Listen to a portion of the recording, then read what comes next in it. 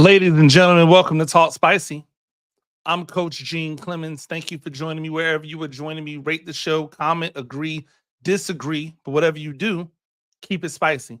5-star ratings are appreciated. And if you're joining me on the YouTube channel, make sure you like, make sure you subscribe. If you're joining me on X, welcome back. You know how we do. Shout out to all the longtime listeners out there that have rocked with me in every machination of what this has been. I know that I don't give you guys Talk Spices as much anymore, but anytime the spirit moves me, I feel the need to come on and discuss things that I am just not feeling. Let me start with this. Because I feel like it's pertinent right now in our society of hate, right? There's a lot of hate in our society now, a lot of opportunity for people to hate. And there's no better platforms to get your hate off than on social media, where people can be anonymous or people can be tough behind their Twitter fingers or their X fingers, where people can say whatever it is they feel the need to say without worrying about any type of legitimate ramifications. These social media sites don't have any filters on them, it seems. So it allows all the hate to get to the timeline. It allows all the negative to get to the timeline. Why? Because that's what moves the needle in this country, right? I talked about this with someone. This was probably a year ago. And maybe not. Maybe it was less than a year, but it was a while ago. Maybe it was more than a year. I'm not even 100% sure, but it was in the recent past. And we were discussing TikTok and why the government wants to ban TikTok. And I'm not necessarily for or against them banning it. I really don't particularly care which way they go with it, because I don't think it's a big deal, right? I don't think it's a big thing. And shout out to Elijah Williams. Yes, I am still coaching. Down here in Savannah. Shout out to Johnson High School. Elijah, I hope that you are doing well. And everything is going well for you. But they were talking about TikTok and how bad it was, and I was like, that the TikTok that we get over here in this country is not the same TikTok that they get over there in their country. He's like, what do you mean? I was like, you don't see any negative things on TikTok in their country. Why? Because they control it, right? They control what gets through. So you see mathematicians and artists and people achieving. You see people doing great things. You see encouragement. You see inspiration. So what do those kids see? They see all of those things. And because they see that, guess what? Guess what they do? Because they see all of this positive, they do positive, right? Because they see all of the positives getting traction, they believe that it's the positive things that get the traction. Well, over here in this country, because all we see is the negative, we think that the only way to get traction, the only way to get popping is to do something negative. Because we see all the thoughtism and the disrespect, we think that the only way to get popping is to do thoughtisms and disrespect. We think because the people dress scantily clad because they're getting the most clicks. We think that the only way we can get popping is to get scantily clad and get more clicks. Well, what does that have to do with sports, right? Because all of this comes into play. There is so much negative that hits the airways whenever we see things associated with sports that it makes you wonder, like, yo, why are you mad for? Like, what does this have to do with anyone? Like, what does this have to do with you? Like, why do you feel the need to bring someone else down or to bring down a group of people just because of your own personal feelings? Now, I say that to say, You know, how we do anything is our choice, right? That's the freedom that we have in this country. We have the freedom of speech. We have the freedom of speech. We have the freedom of expression. And because of that, a lot of people will go out here and say and do a lot of really goofy stuff on Al Gore's internet, right? And one of the things that I saw was that there was a young man from Washington who proposed to his girlfriend, right? And I'm looking for his name because I don't want to mess it up, right? But it was, you know, and if I find it, I'll mention his name because I want to congratulate him, you know. But the the the young man proposed to his girlfriend, right? Um, the man proposed to his girlfriend. The girlfriend said yes, and here it is. It's special teamer, right? It's special teamer Jeremy Reeves. He is um a football player for the Washington Commanders, right? And he proposed to his girlfriend Michaela Worley, and she said yes, and it was captured on camera. It was a beautiful moment, right? This man found the woman that he wants to spend the rest of his life with. The Washington Commanders are going to the playoffs. He's feeling joyful. What a better time to do a public display of affection. So he proposes to his girlfriend, and she says yes, and that's great. Except the moment that the internet sees it, the internet's immediate response to this is, man, look at all of these NFL players booing up white women, marrying white women. My simple question is, why does that matter? Like, who does this man marrying have? How does that have anything to do with you?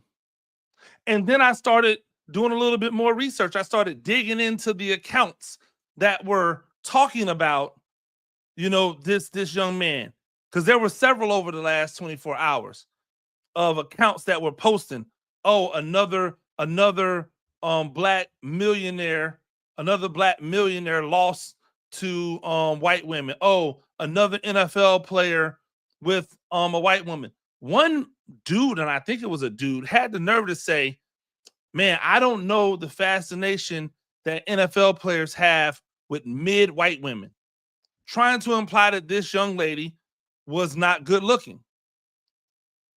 So I'm going through there, like I start popping onto their page because I don't go through the comments, right? Because that's going to be a whole different type of cesspool. I go right to their page because I want to see what type of person this person is online, on social media. And sure enough, N word this, BH that, MFer this, HB that. Like everything that's on their timeline, that's on their page, that scrolls, that you can scroll, is toxic. And I'm going, it's not that black man didn't want a black woman. It's that black man didn't want you and what you represent. Because you don't represent what black women are. You represent who you are, right? And now you then project how you feel when you see that onto you. I'd be sitting here in line, right? I would be sitting here lying if I said that I don't every once in a while look at somebody with a beautiful woman and go, how did he get that woman? Or I look at somebody with a good looking man well off and go, how did she get that man? I'd be lying if I said I didn't do it. But you know what I never do? Never do? I never bring my own personal my own personal inadequacies to light so that it can diminish what those people are doing. Why? Because that's not right. It's none of my business. And it shouldn't affect me in any way. Right? Now, we talk about proximity. We don't know what type of people this man is around all the time. We don't know where he went to school. We don't know who his friend group was. We don't know how he gets down. Right? That white woman that he's marrying, he may not look at her every day and go, "Oh my gosh, I married a white woman." Or "I want to marry a white woman." He might want to marry her.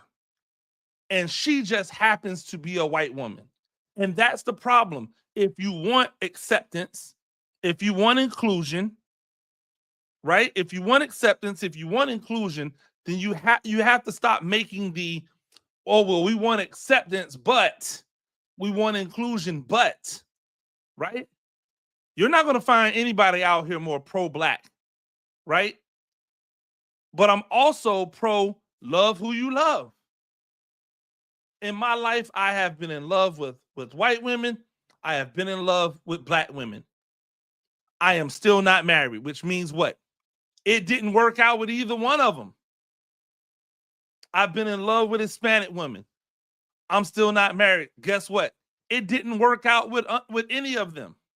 So love has nothing to do with, "Oh, I'm going to go out here and seek a certain woman. I'm going to go out here and seek."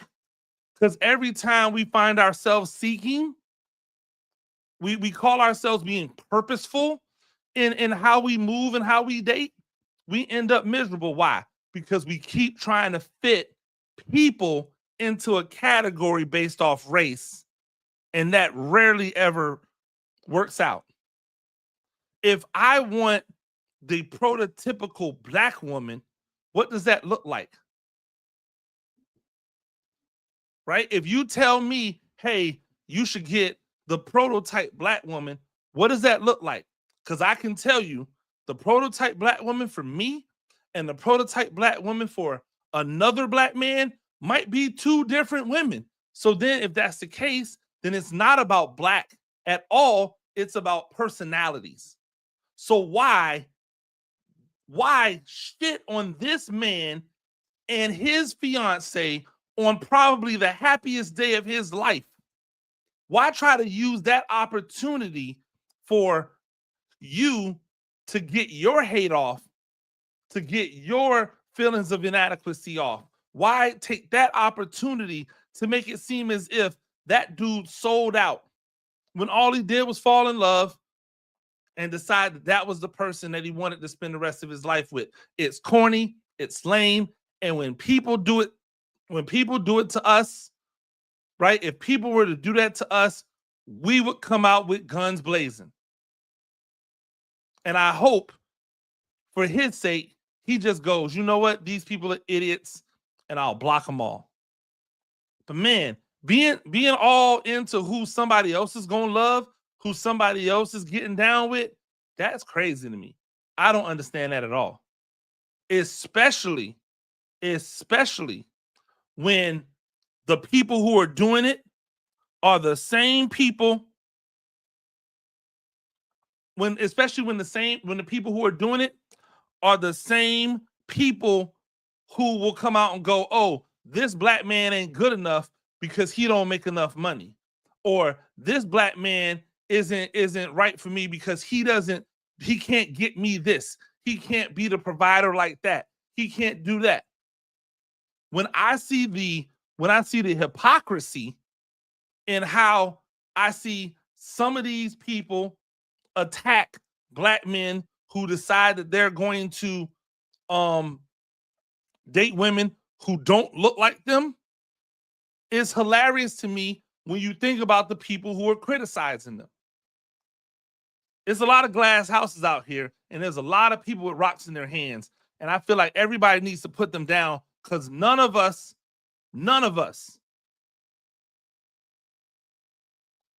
right? None of us are happy until we're happy. None of us are perfect. And so until we start seeing some perfect people out here, we should probably put the rocks down. And guess what the perfect person doesn't do? The perfect person's not out there criticizing. The perfect person's not out there, you know, worrying about other people negatively. They're only worried about how they can help. We need to get back to that. Now, I say all that, and I want to ask a real legitimate question as I transition off that, because Baker Mayfield has been having an absolutely phenomenal season. He's been cooking, right? It's not really in the stat book because the Bucs only have 9 wins this year. So it's not like his phenomenal play has resulted in, a 12, 13, 14 win or more season, right? For as good as Baker Mayfield has been individually, right? For as good as people have been individually, they still haven't equated that to team success at the highest level. Last year, they barely got into the playoffs. This year, if they get in, they'll barely get in again. But individually, Baker Mayfield is having a phenomenal season. He's having another phenomenal season, and people are applauding him. Some people even saying that he should be in the MVP conversation. People talking about him and his maturation and all this other stuff. And I'm cool with all that. I'm a Buccaneers fan at my heart. I'm cool with all that. Here's my only problem. When people start saying, oh my God, like his story is inspirational, his journey is inspirational. What's inspirational about his journey? What's inspirational about anything that Baker Mayfield has done? Every single hurdle that Baker Mayfield has had to overcome has been a hurdle that has been put there by him and his decisions. And then every time he's had a hurdle, somebody has come along with a ladder to allow him to climb over that hurdle. Every single time. Look back to way back when he was in college. Oh, he was a rookie here. Oh, he was a freshman here. And then he earned the right to play. And then the next year, the coach wanted to go a different way, right? So then he left. He didn't have to leave. He left. He could have stayed and proved that coach was wrong. He could have did like Tom Brady did at Michigan when they tried to replace Tom Brady every single year that he was at Michigan. No, he didn't. He left. He went somewhere else. He could have probably went some other places and got scholarships. Instead, he went to Oklahoma and walked on. He was at Texas Tech. Then he went to Oklahoma and walked on. He earned his spot there. He did at Oklahoma what he was not willing to do at Texas Tech. And, he got on. He elevated himself to where people took him as a number 1 overall pick, even though he was in a draft class with people far more talented than him, far more physically gifted than him, far more mature than him. And somehow someone put the ladder there for him to be the number 1 overall pick. Then he went into Cleveland, had some good years, but then had some other years where people inside of the room said, hey, this dude is good, but he's not going to win us a championship. So we're going to move on. Yo, he's good, but he's not great. And so he's not going to win us a championship. We're going to move on. You can argue with the replacement, right? You can argue with the replacement, but what have we seen to dispel that notion? He then got an opportunity to start in Carolina. Wasn't good. He got an opportunity to start in with the Rams. It was all right. And off of that was gifted the job in Tampa Bay with all of the weapons that they had assembled around for Tom Brady to take advantage of. So He was gifted that job. He didn't earn that job. He was gifted. There was nobody there that was going to be in the way of him earning that position. He went out there and he's played some good ball. He's played some really great individual ball.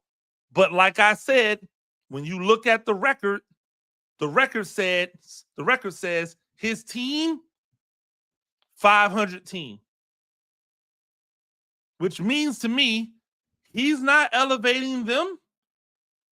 They are middle of the road.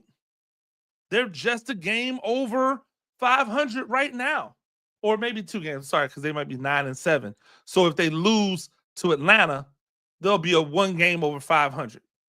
So they're 2 games over 500 right now. And then after what was a good season, not a great season, they gave him $100 million contract. I'm trying to figure out where the obstacles, where's this journey that everyone is talking about that he went through that made him such a figure that people should be like such an inspirational figure. Like, what did he do? I listened to him talk. Does he sound more mature? Yes. Shouldn't he sound more mature? Shouldn't he? Right? He sounds more mature. He doesn't do the little stupid stuff like when he used to try to like appropriate culture and the little goofy dances he was trying to do, like he was down with the culture. Like, I don't see that anymore. Right? I think he's probably a dude who some people like and other people just put up with. Some people are down with him. Hey, yeah, Baker, maybe he's cool.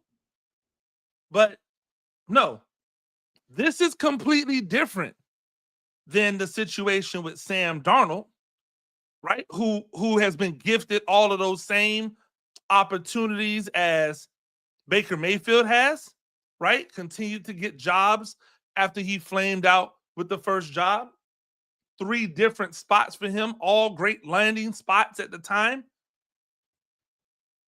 He got lucky in Minnesota, where J.J. McCarthy was definitely going to be that guy, and McCarthy got injured for the season. But unlike Baker, who has really good stats, yet their team is just a little over 500, he has his team in place for the top overall seed in the NFL. So, or excuse me, in the NFC. So he has elevated the play beyond what it was when they had the previous quarterback there. That's what Sam Darnold has done. And with that being said, I still wouldn't give him a contract extension.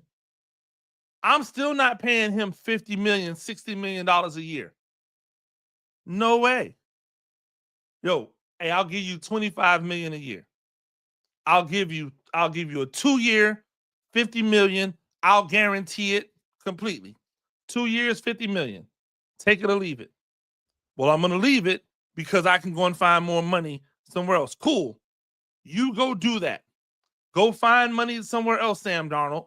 And when they pay you $50 million, just ask yourself, is that short money that you're going to make in the next 4 years worth what you could make if you come back here and ball out again for the next 2 seasons and then or the next season and let me flip you and trade you so that we get something for you and you get that $56, $60 million, but now for a 6-year contract, right? Because somebody has seen you do it for multiple years.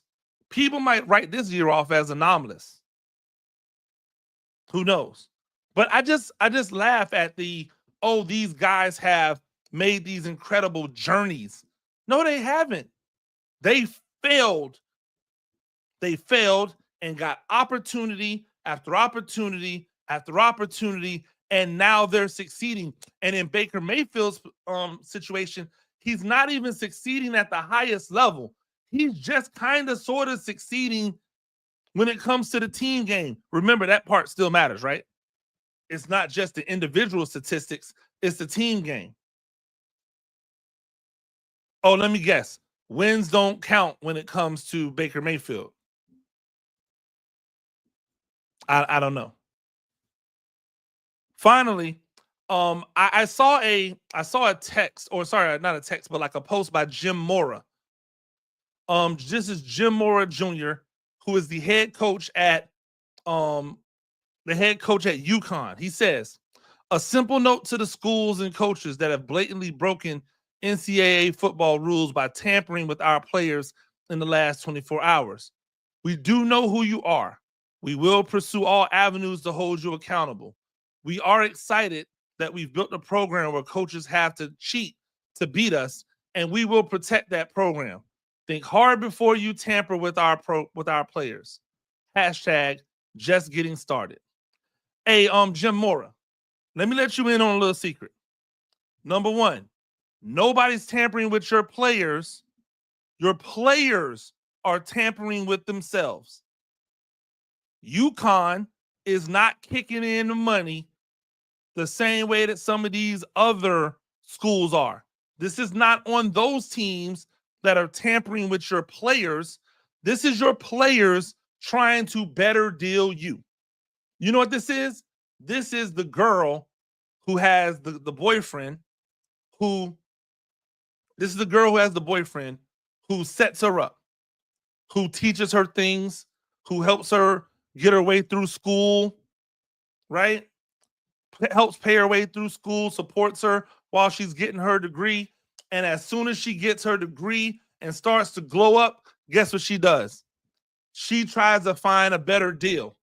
She goes out and finds a better player, right? She tries to go out and find someone to better fit what it is she believes her new status is, right? And that's what's happening at UConn. You are an independent school and you are not Notre Dame. Hell, you're not even BYU when BYU used to be independent. You are not on those levels. You are a group of 5, and if you played in the MAC, you might be one of the top 5 in the MAC. If you went to the ACC, you're getting smacked. If you go to the Big 10, you're getting smacked. You go to the Big 12, you're getting smacked. You go to the SEC, you know what time it is. Jim Mora, stop acting like you built a bully at Connecticut and that y'all can just like withstand whatever. If you were really about it, if you were really about holding people accountable, it's not doing it behind closed doors. You know why? Because if nobody sees it, it's not going on. The way to handle it is to come out in public and go, hey, this team is breaking the rules. This team and this team. And then you know what you do? Show the text messages. Let the text messages out there. Show that they made contact with the player first. And you better make sure that they made contact with the player first, because if it's found out that the player made contact with the team first, now you look stupid. Now you played your players, and now players are going to go, well, I can't go to UConn because they're going to try to mess the money up. Sorry, UConn. You are just like every other group of 5 team in the country. You are a AAA team for the A-ball teams at the Power 4 level. I'm sorry. I don't make these rules. If you want to be at that level, get your chicken up. Get the money, put the money into the program, put the money into the players, and then maybe, just maybe they don't leave. But guess what? They're probably leaving anyway. Because if you have a star player who's a star for you, they think that they could be a star at Alabama or a star at Georgia or a star at South Carolina. And guess who else thinks that's true? Those teams. And they're coming for your dudes. This is the new wave. If you don't like it, do what some of these other old heads have done. Retire. Piece it out. But don't come out here like threatening people as if we don't know how this thing works. Forever. It has never just been the teams tampering with the players. It has always been players looking to better deal the situation they are in for something that they think could be more fruitful. If you want to be mad at anyone, be mad at them. Hold them accountable. Make sure that they understand, hey, if you do this stuff behind our back, we're not going to welcome you back. And then see where your program is after that. Last thing before I get out of here, it was announced that South Dakota, the former South Dakota State head coach, and I apologize, I don't know his name off the top of my head because he's only been in place as a head coach for 1 year. Even though he is a part of the even though he's a part of South Dakota State history, right? Because he played there and he's been an assistant coach there for several years. Jimmy Rogers, that's who it is. Jimmy Rogers. And Jimmy Rogers leaves South Dakota State to become the head coach at Washington State. Hey, and thank you, Zach McKinney. Yo, shout out to Zach McKinney. Go over there and see what he's doing. Doing great things covering the FCS as well. There's a lot of people who do really good job covering the FCS. Zach McKinney definitely won a McKinnell, not McKinney. Zach McKinnell does a really good job of that. So go check out what he's doing with all of those. Jimmy Rogers, the former head coach of South Dakota State, the South Dakota State alumni, the one who just got elevated to a head coach from defensive coordinator when the legend Coach Stig retired. He was the hand-picked replacement to continue on the dynasty that was built.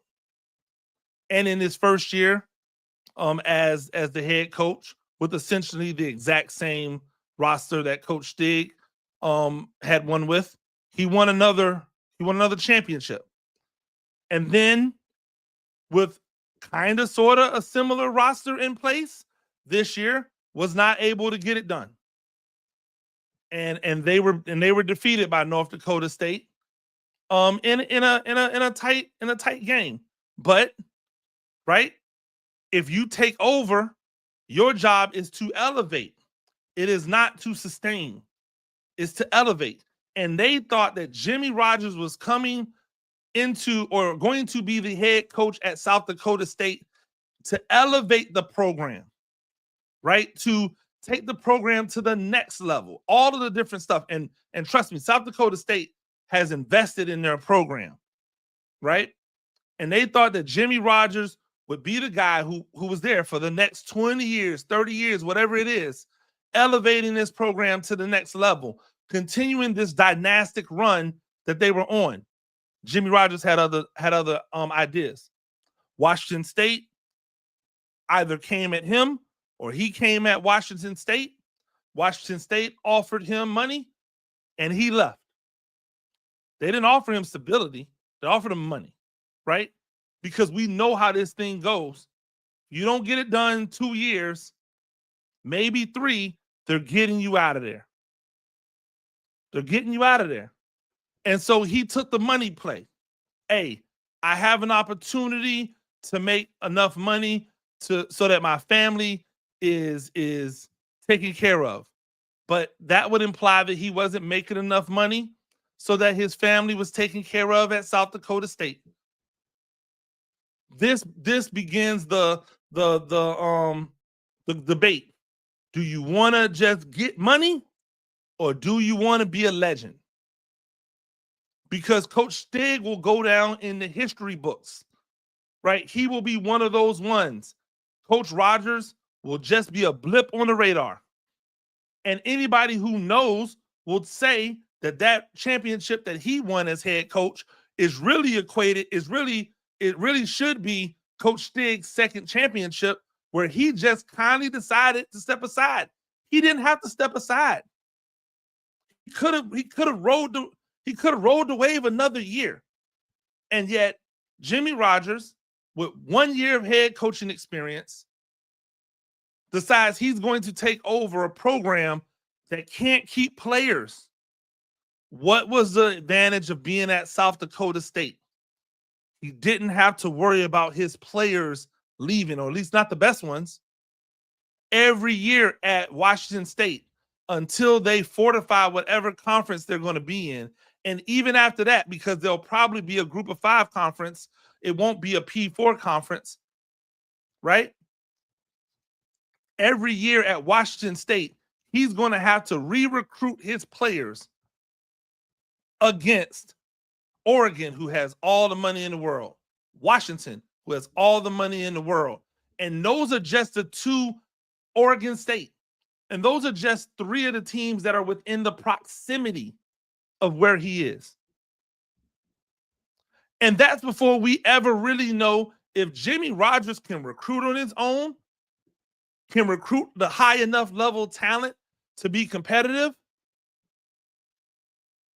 Jimmy Rogers is going to have to prove that his players, that he's going to pilfer from South Dakota State. Because remember this, he's not only going to go to Washington State, he's going to go to Washington State, and he's probably going to take a few of their key critical players with him, which means that he's not only leaving South Dakota State to have to replace him, but he's leaving South Dakota State to have to replenish the cabinets when they have built their program off of developing players until they're ready to go in their junior, senior year, sophomore year. Now they're going to have to elevate that, up that with a brand new dude in place. He's going to take players. Other players are going to jump to other teams. He may have essentially imploded the entire dynasty of South Dakota State. And yet I hear people out here talking about some, oh no, man, he earned it. You know, for that amount of money, I would have gone too. Really? It's different when you don't have connections to this school. This man's life is interwoven with this school, and somehow that didn't come into play. Man, it was a selfish move. And I shouldn't be surprised, right? Because the selfishness was bound to start dropping down to the FCS level. We've actually seen it happening in other places. We've seen it happening at different places around the FCS, especially in the Missouri Valley Football Conference. Right? We've seen it happening. But man, this was the one I did not see coming. But I'm always a little skeptical of the people who are afraid to talk. And anytime I've ever posed a question to Jimmy Rogers or heard him answer try to answer questions, he's never really struck me as a guy that's outspoken. I would have loved to have been at practices, right? I would have loved to have been at practices to see what his personality was like. Because he just strikes me as somebody that's holding in some secrets, holding in some things that you don't want him to know. Because he maybe has some moves that aren't going to make people happy. And so, hey, my thoughts and prayers are out with the community at South Dakota State. You lost a really close game that could have propelled you and had you heading back to the championship. And now you lost your head coach, you lost your quarterback, you lost your starting wide receiver, and who else knows? And all that because he wanted to chase money that is going to amount to maybe 3 years, because I'm not exactly sure how good Jimmy Rogers is. Now, if he's a great coach and he gets it popping at Washington State, cool. Great. But if he is a great coach, but he can't get it popping at Washington State, he's going to get fired in 3 years. So now I hope that $2.5 million that you made over 3 years is good enough to sustain you over, let's call it 500,000 that you could have possibly made as the head coach at South Dakota State for the next 20 years. Right? That's what understanding short money and long money doesn't equate. What about those businesses you could have opened in the area because you're a legend? because you're a legend. What about the reverberations of your ability to make deals and make money off of your name, image, and likeness as a head coach in that area because you are a legend? But now you'll just be another dude. You'll be just like Eck. He came through, he was here for a second, and then he chased the money for a program that's not even at Washington State's level. Right? He chased the money. That's it. We've seen it happen. I just never thought I would see it happen here. Ladies and gentlemen, that's all the time we have. Thank you for joining me on Talk Spicy. I'm Coach Gene Clemens. Rate the show, comment, agree, disagree, but whatever you do, keep it spicy. 5-star ratings are appreciated. And if you're joining me on the YouTube channel, it's time to start getting that YouTube channel popping again. Till next time, peace.